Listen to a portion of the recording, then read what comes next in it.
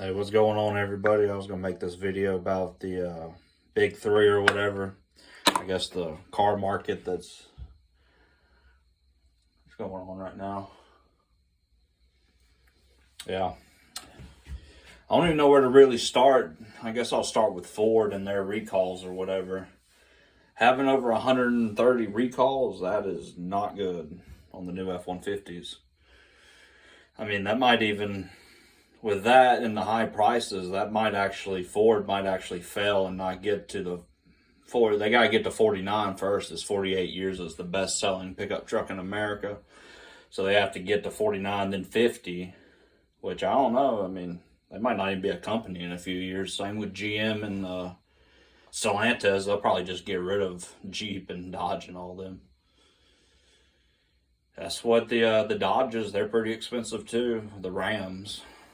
But, you know, they're, haven't really seen any videos or seen any pricing on them, but I've heard they're like, you know, getting up there to 100,000. Well, they have been at 100,000 and getting up even more. That's just wrong. Same with the Chevrolets. All them trucks being 70,000 to 100,000 when they should really be about 40,000 to 50,000. That's what they're worth in materials and technology and everything. Even the technology they have in it, I mean, is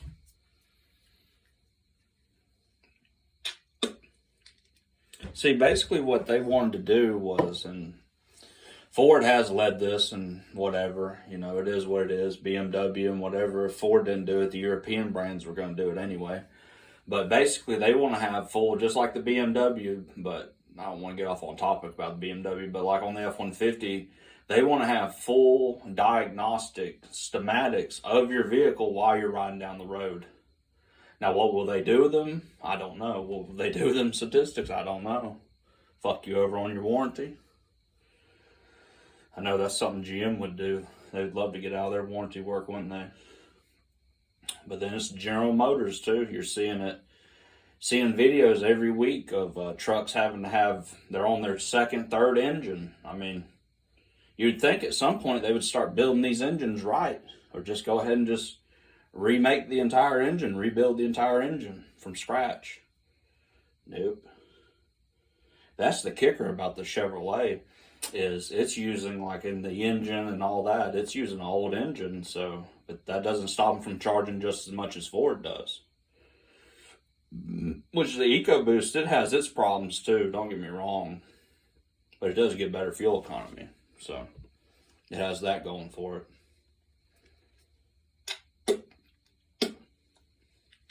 What was the biggest kicker though was in that one video I was watching. The dude was looking at a plain Jane Bronco Sport. The damn thing was like 43,000 or something, single cab, or it might have been 30,000, 30-something thousand. But dude, like Sport Rangers, like Ranger FX4s didn't even cost that much. Probably 30 to 35 for a Ford Ranger Sport, and I mean, probably you could find them even cheaper, you know, depending. And if you look at it, them Bronco Sports, they're crappy. They're built in Mexico, just like a lot of Chevys and a lot of the Stellantis, Chrysler, Dodge, Jeep vehicles are being built. Same with Ford. They're being built in Mexico, and nobody wants it because they know it's a piece of crap. It's not going to last like the Rangers did.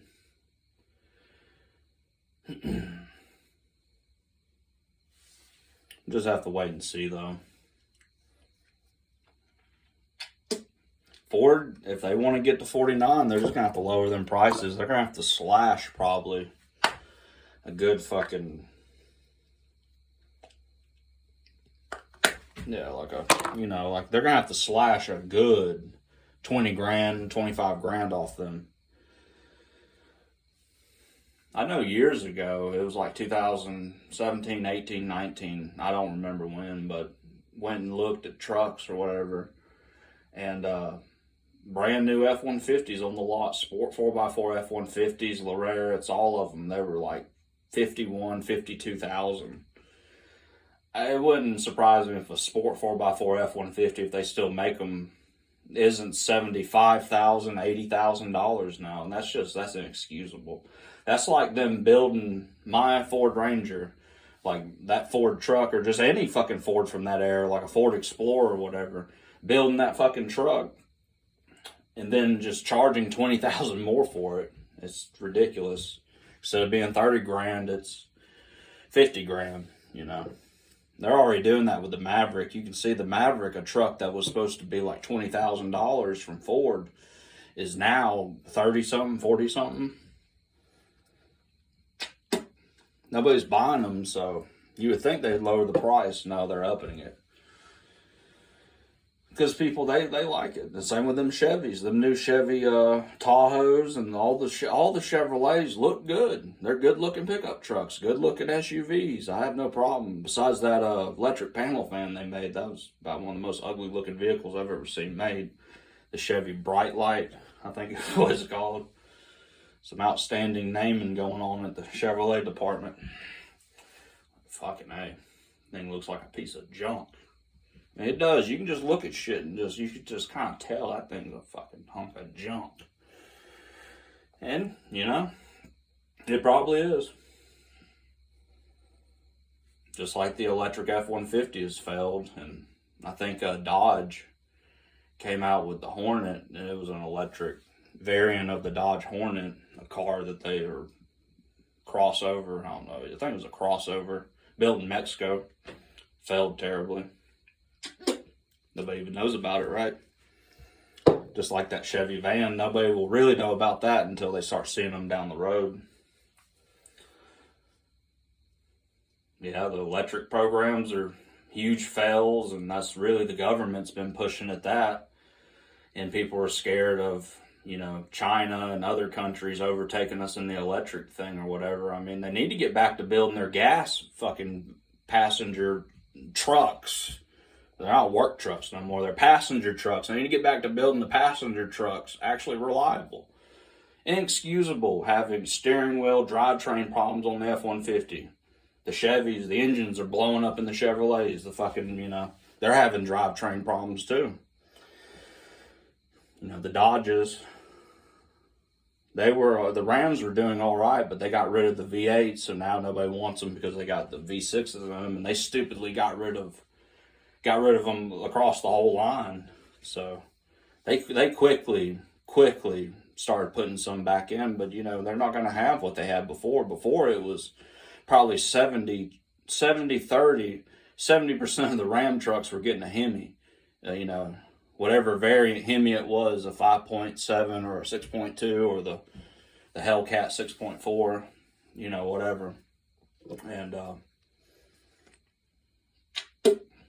yeah. Shit, I mean, and that's what Ram, they didn't lower their prices either when they went to that other engine. Which they just copied Ford, basically. They all copied Ford, Toyota. They all have even the Chevy. They say that Chevy's going to be debuting their new V6 turbo engine. If they don't already have it. I mean, already running it and shit. But I mean, it's comical almost. It's like Ford innovated that shit. And I hated that dude in that video. At the end of the video, he said that, you know, Toyota, they take a more like steady approach to it. No, they didn't. They just copied Ford.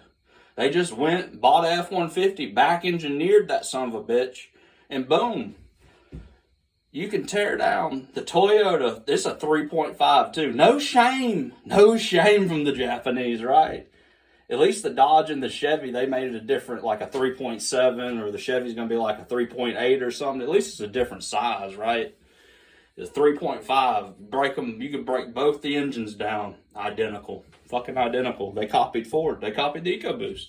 So Toyota, these fucking Toyota fanboys, which Toyota, they have bragging rights. Chevy doesn't have bragging rights. Like Chevy fanboys, Ford fanboys, basically the big three, they're cooked.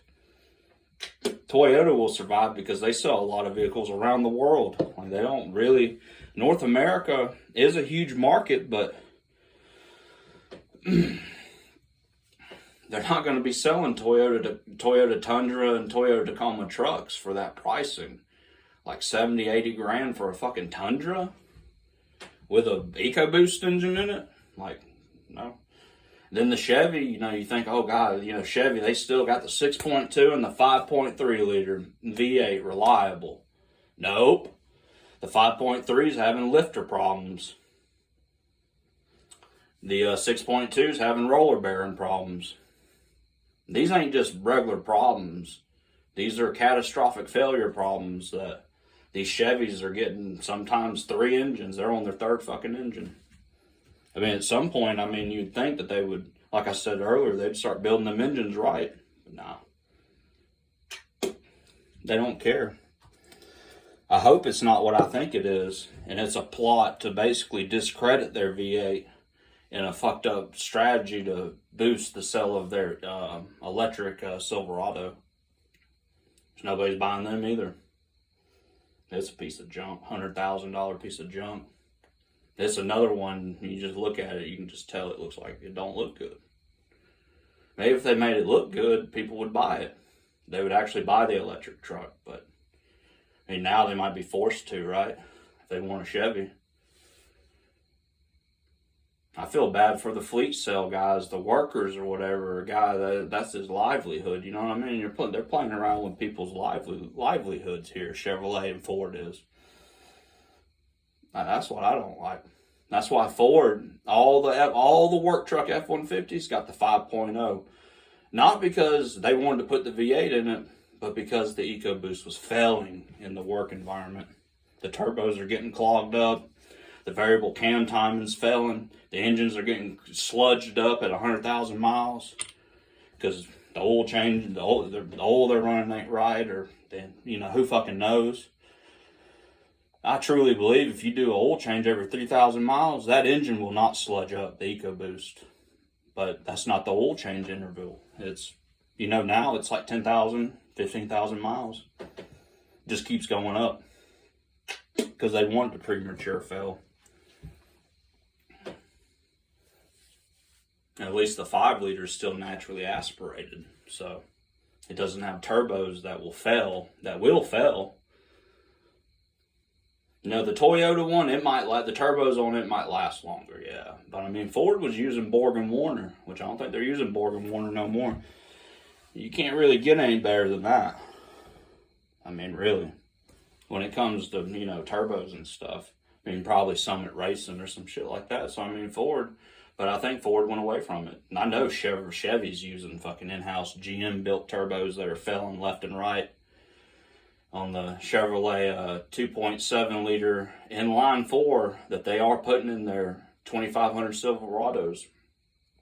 The engine, the turbos are failing. For one, that engine is probably a little too small to be pushing around a half-ton pickup truck or, you know, full-size pickup truck.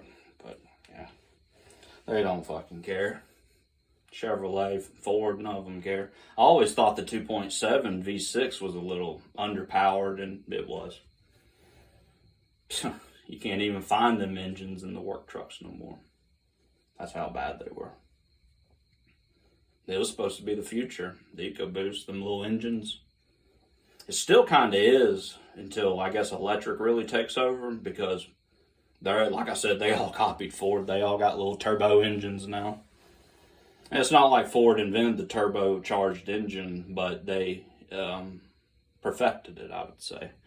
They threw 70 years of engine technology, which would have been turbo technology from the 80s, because Ford had turbo cars in the 80s and shit, 90s. You know, like the Ford Probe and stuff. Terrible car.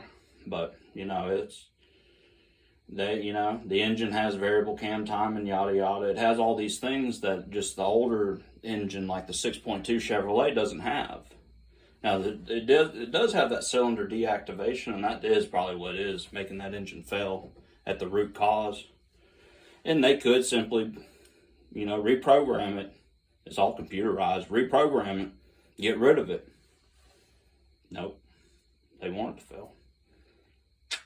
Guess they want their dealerships full of brand new pickup trucks, ripping them apart.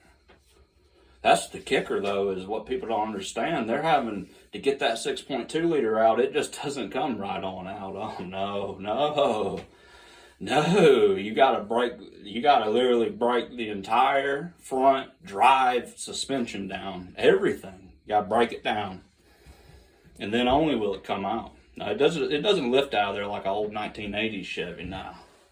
So it's a nightmare, really. And of course, because Chevy's doing so many, they've slashed the time for the mechanics, so the mechanics are doing it as fast as they possibly fucking can. So you tell me, when they're throwing that fucking truck back together as fast as they can, are they putting every bolt on there tight enough? Are they doing it right? I don't think so. I really don't, and that's my beef with Chevrolet. And it looks like Ford's going down the same path. They might lose the best-selling truck, which that's all from fleet sales anyway. Ford sells so many fleet sales. That's what kept them afloat, really, after their failed EV expansion. Fuckers, right?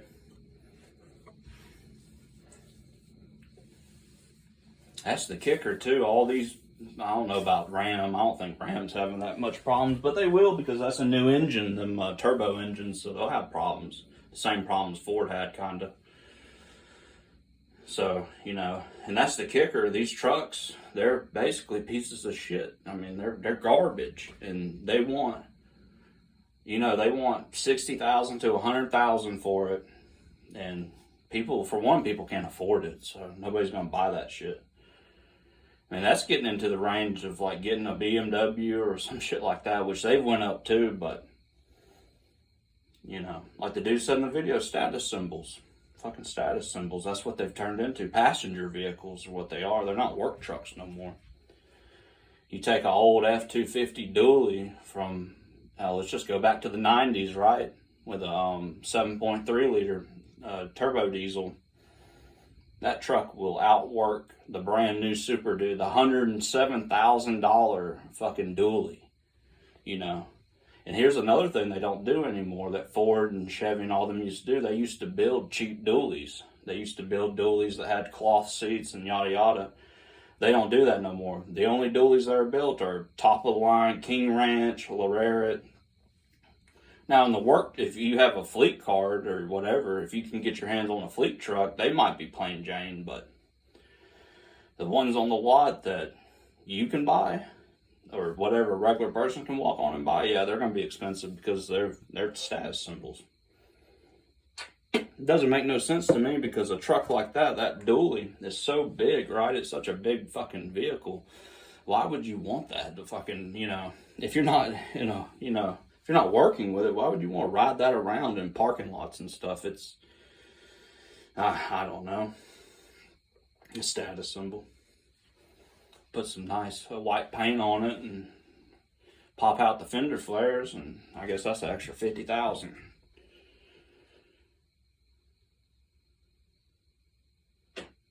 That's fucked up too, because them dualies, I mean, that was a truck that, you know, the dually was always a really good pickup truck from the big three.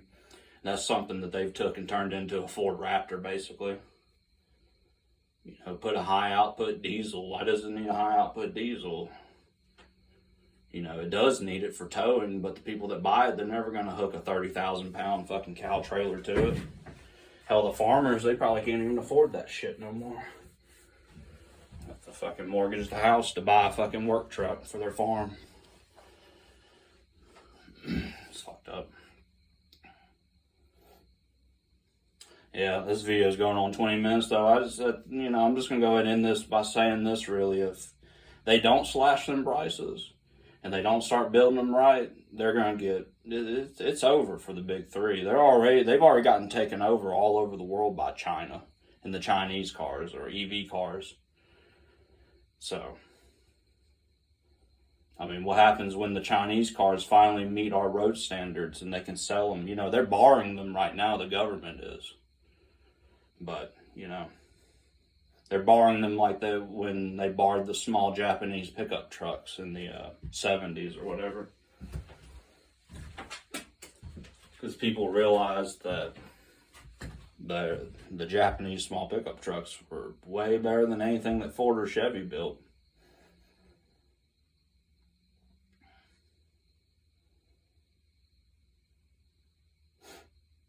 But yeah, this video is going on 20 minutes. I'm gonna go ahead and end it. Yeah, if they don't pull their heads out of their ass, it's not looking good for them. That's a shame too, because I'm a fan of all of them. I like all the classic cars, and I like them all. You know, not a single one of them trucks look bad. Not a single one of them. They all look good. Ford, you know, and if I had to describe it, Ford has like a business look to it. It's defined. It's clean cut. Chevy has kind of like a rough look, or rough, kind of like off-roady look or whatever. And then the Ram is kind of a mix of both. It looks presentable, nice, and then it looks rough too. Yeah, go ahead and end the video. Ugh, fucking sucks.